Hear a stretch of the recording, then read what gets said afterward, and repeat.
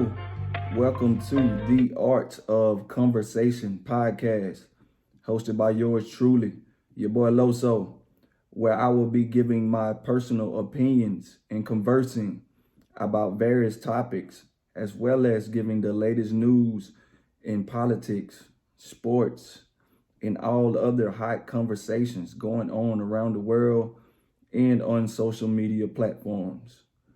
And on this episode, I want to talk about the day we had on the 1st of February. Shout out to Black History Month. Happy Black History Month, everybody. The day we had in comeback sports, that is the UFC and the boxing world, and a blockbuster trade that went down around midnight in the NBA. So with that being said, let's dive right into this thing. I want to start off by talking about the early UFC fight night card that we had over here in the States, because they fought in Saudi. It was nighttime in Saudi. The card started here in America about 10 a.m. Headlined by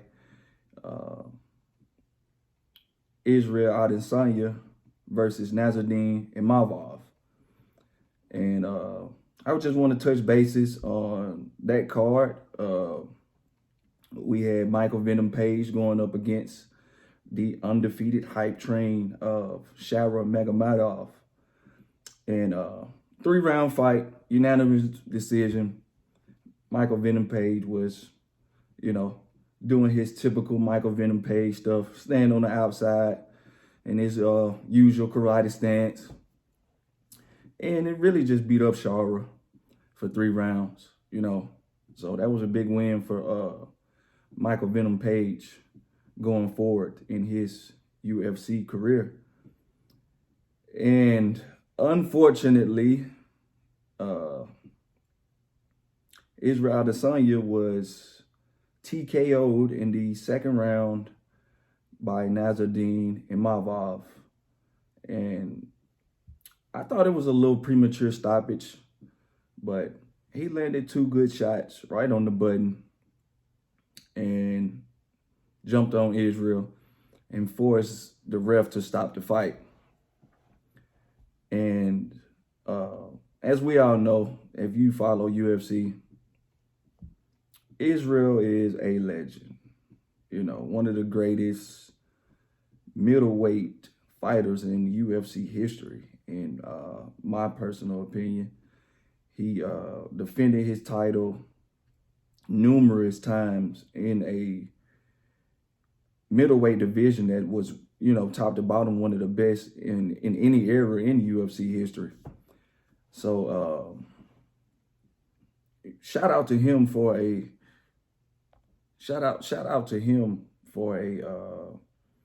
outstanding career. But as of late, Israel Adesanya has been on a downslide. He has lost 3 fights in a row, all by being stopped or submitted. And he's also lost 4 of his last 5 fights. So we could be seeing, the end of a era or a legend, so to speak, in Israel. I think he is on the downslide, on the backside of his career. Hell of a career, as I spoke on already. I mean, the guy has, he's beaten some of the toughest guys that's come through the sport. He stopped Paulo Costa, the Paulo Costa hype train, when Paulo was knocking out everybody in the middleweight division at that time, and undefeated at the time. Yoel Romero, and we all know the history he had with Alex Poton Pereira, and eventually getting a KO victory over Alex Pereira after being knocked out in the first fight. You know, Israel came back and knocked him out in the rematch. You know, they had a little history. You know, Alex had beat him 3-4 times in kickboxing, which is, you know, some like the amateurs of mixed martial arts or the UFC. So just looking back on Israel's career, I mean, like I said, man, all-time great career, all-time great fighter. Any division, any weight, he's up there with the greats. It's just unfortunate that, you know, he's, you know, Father Time is also catching up with him. You know, I still believe he's one of the best in the division if he continues to fight. But, you know, the UFC is a brutal sport. So, you know, if he decides to hang it up, first ballot Hall of Famer, no doubt about that. No doubt about that at all. I want to pivot over here to boxing on the David Benavidez and David Morrell card, which was fireworks in every fight. Started out that thing with Pitbull. It might be a fight of the it might be a fight of the year candidate, man. You know, if you watch that fight, them guys stood in the middle of the ring and traded. Like, it really wasn't no boxing going on. That was a fight, man. So shout out to Pitbull Cruz for that win. Then we had Stephen Cool Boy Fulton getting a unanimous decision over Brandon Figueroa and winning a featherweight 126-pound championship fight last night. You know, if you follow Stephen Fulton, he was coming off two, you know, lackluster performances, and one getting stopped by Anyway, you know, and we all know Anyway is a pound for pound, you know, top 3 fighter in the world right now. So no shame in that at all. But in his last performance, he didn't look all that great, and he was receiving a whole lot of backlash and criticism. So it was very important for Stephen Fulton to get out here and at least, if he didn't win, you know, put on a performance to where the boxing fan base, the boxing world would see he still belongs, you know, in the top rankings and should be still fighting for these championships. And he came out victorious. So shout out to Stephen Fulton, a.k.a. Cool Boy, and Bo's Ennis, because they had a hell of a game plan for this fight. In the main event, we had David Morrell versus David Benavidez, in which David Benavidez came out on top, unanimous decision. And it was a good fight. It was a damn good fight. You know, I thought it was a good, close fight. It's just that David Morrell, he couldn't sustain the pressure that David Benavidez puts on his opponents. You know, if you know anything about David Benavidez, he's going to stand in that pocket. He's going to pressure you all night. He's going to be in your face all night. And Morrell, he really just couldn't sustain that over 12 rounds. Morrell did score a knockdown on David Benavidez in the 11th round. He scored a knockdown. I thought it was kind of iffy. You know, it was a little bit of the feet tangling, but when he went down, when Benavidez went down, Morrell did land a punch, so it was scored a knockdown. But also at the end of the round, end of the 11th round, Morrell landed a punch on Benavidez after the bell had rung for the round to be over, in which the ref took away a point basically. So that pretty much wiped out the knockdown. You can't make those type of mistakes in a close fight like that, especially when you already down on the scorecards. That was a pivotal mistake that Morrell made. Shouldn't have happened, but nevertheless, I still thought he was down, even if it had been a 10-8 round in the 11. I still thought he had to get a KO on Benavidez to win that fight. But all in all, man, David Morrell, he did show that he belongs at the top of the 75 division, or if he chooses to go back down to 168. Either or, man, that guy is a hell of a fighter and will be a problem for anybody at the top of any of those two divisions. And that was only his 11th or 12th professional fight. So, yeah, man, he definitely will bounce back. But Benavidez will now be the mandatory for the Beaver and Benavidez 175 championship or undisputed belts. So the winner of that fight will have to fight Benavidez next. And oh man, either if any of those fighters, it doesn't matter, Beaver, Benavidez, if any one of those guys, whoever wins, it's gonna be a hell of a fight with David Benavidez. The guy's talented. He's a good young talented fighter. One of the youngest champions at the super middleweight division, at winning a title at 20 years old. So the guy definitely lives up to his nickname, the Monster. Yeah. So shout out to David Benavidez and his count, man, on getting a huge win over David Morrell.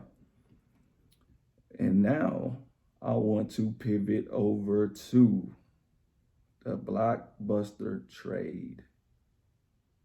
That was of Anthony Davis and Luka Doncic. Yes, I said that correct. The Lakers have sent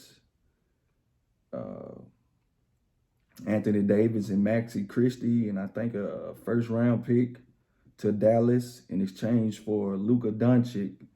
I think Maxi Kleber and Markieff Morris, in which, this has called basketball fans and current NBA players shock, so to speak, because who's seen this coming? Luka's one of those players, generational talents, man. He's only 25 years old and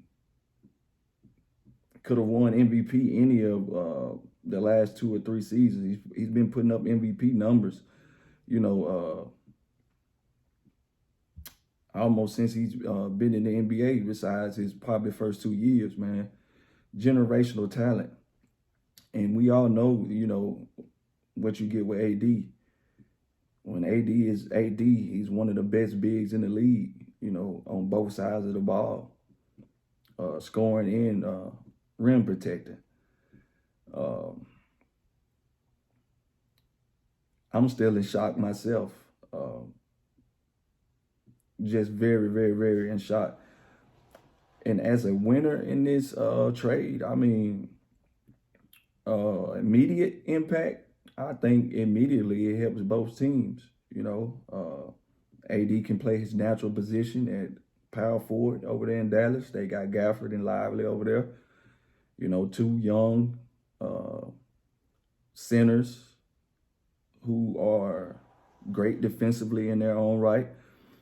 And the Lakers got Luka, a generational talent who can lead the Lakers going forward, in the future. I think the Lakers were looking more post LeBron rather than now. But even now, they are formidable and can definitely compete for a championship.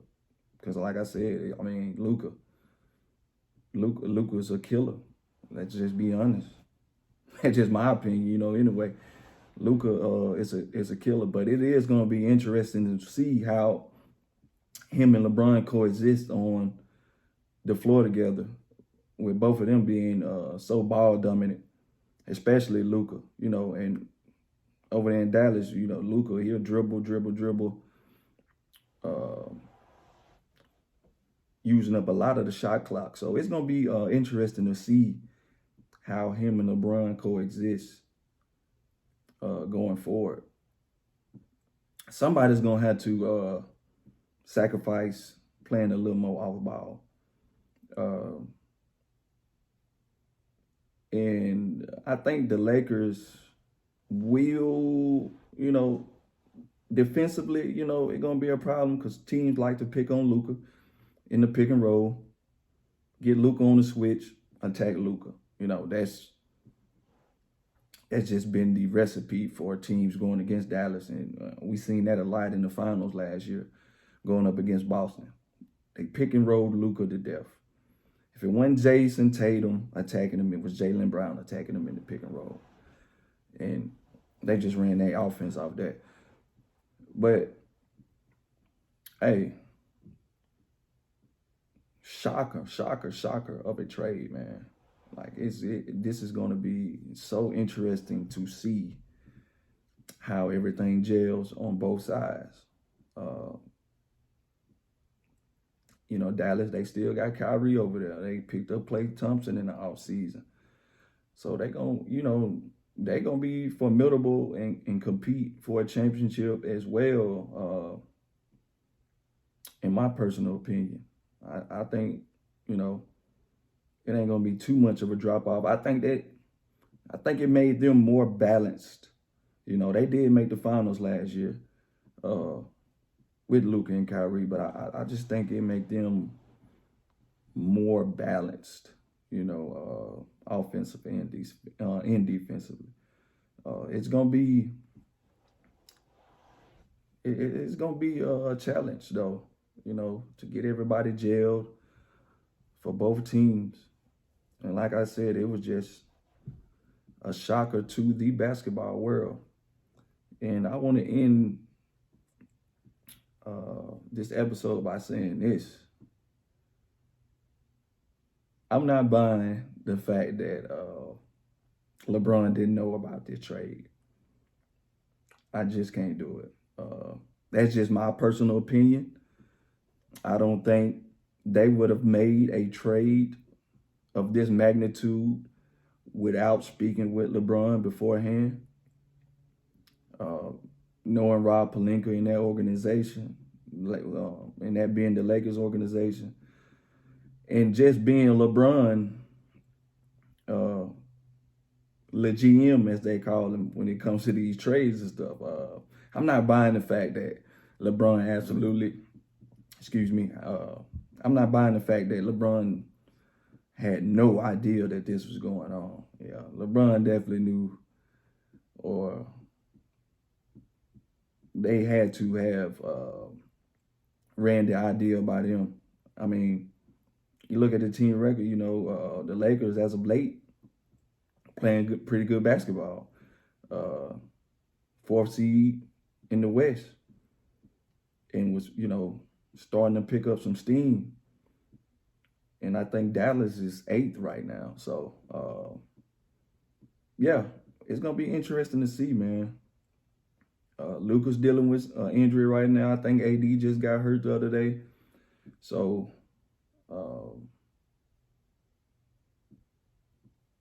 it's going to be a thing of both of those guys getting healthy and being out there and available for their new teams.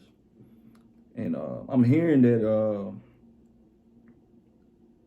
Luka was having some he was having issues with his weight and conditioning, And like he may have gotten up to like 270 pounds. Like that is crazy. That is crazy, crazy work if that is the truth. But I also feel that it had to be something more than just conditioning, dealing with Luka to to let Dallas finally say, okay, we're gonna move off on Luka, especially at his age and at this time of his career and basically the peak of his career. Like I said, he's still only 25 years old. So I think it's something underlying, something more underlying that Luka is dealing with or has dealt with. Could be an injury, could be some front office stuff. Who knows? But I think it's way deeper than conditioning. It's something just tells me it's something way more than conditioning. It just don't seem right. Especially, Mark Cuban, man. He has said numerous times Luka's like a son to him. And I remember him in an interview making the remarks of if it came down to him trading Luka or divorcing his wife, that she might as well go ahead and meet him at the courtroom. So, yeah, man, as this stuff unfolds, in the days coming forward, it's probably going to come out and it's going to all tell itself. But, yeah, man, that's a crazy, crazy trade. And I don't see a winner or a loser on either side. I think both teams will be all right going forward. And I'm going to leave y'all with that. This your boy Loso, and I'm out.